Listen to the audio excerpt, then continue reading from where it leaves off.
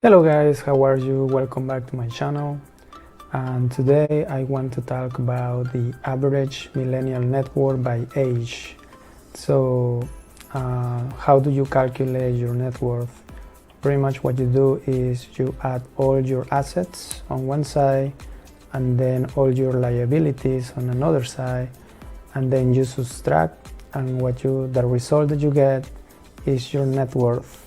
Now I don't want you to get confused.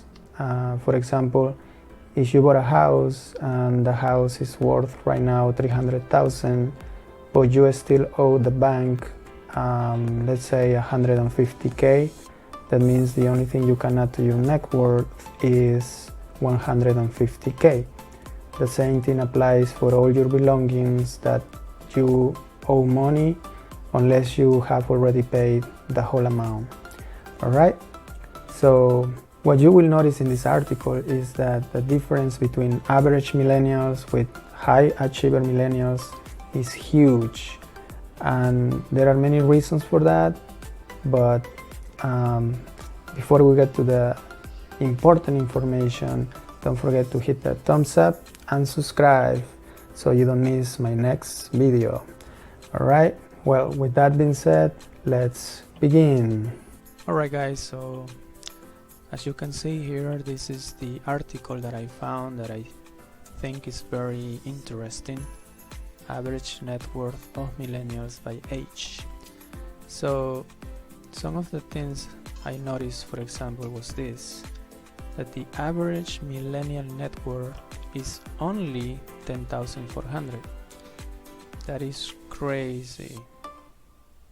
And so who are the millennials? So if you were born between 1982 and 2002, you are a millennial. And another thing that is important is student loans, right? So the average millennial has 30,000 in student loans. Now let's focus on other factors. For example, this right here is the average starting salary for all these different ages, which is not too bad, but you know, depending on the major that you get, you could get even higher. Another factor is the average student loan debt, which is about right. Like I mentioned, it was about 30,000, so it starts going down the older you get. Then the average annual savings rate. Now let's go to the main information here, the net worth of millennials by age. So here, this is the average millennial net worth by age. So what they are saying is that, you know, after including the student debt, all the other liabilities and all the assets, this is pretty much the average millennial net worth. So according to this, if you are in my age range, which is early 30s, that should be your average net worth, which is very sad, as you can see. But let's see now the high achiever millennial net worth by age, which is pretty much more interesting, or you know, harder to achieve. As you can see here, even a 22-year-old could achieve a 28,915 net worth. Now if you are on my age range, early 30s, that's more or less what you should be having as a net worth.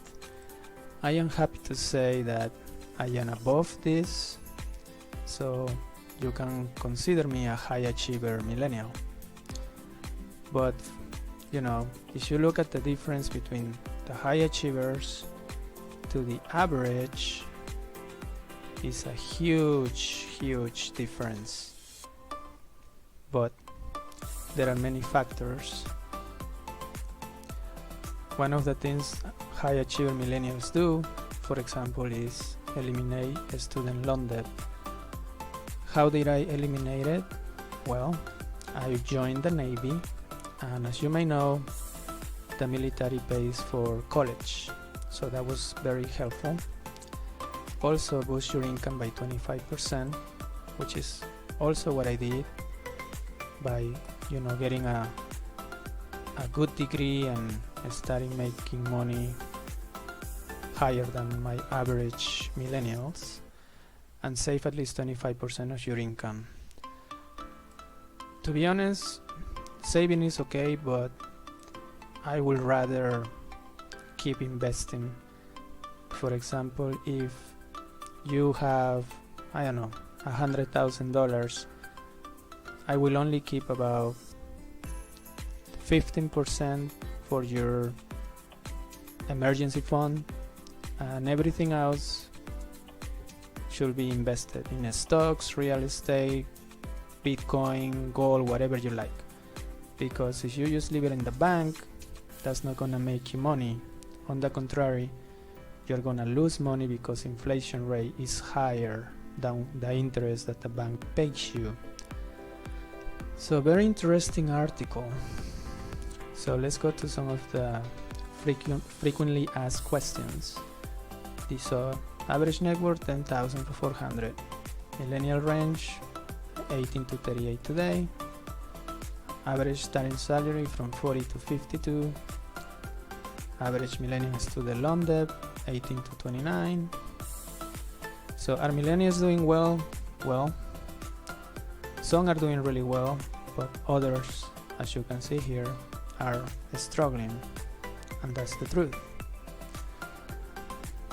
So what can you do to improve your net worth? Well, they mention here a personal capital.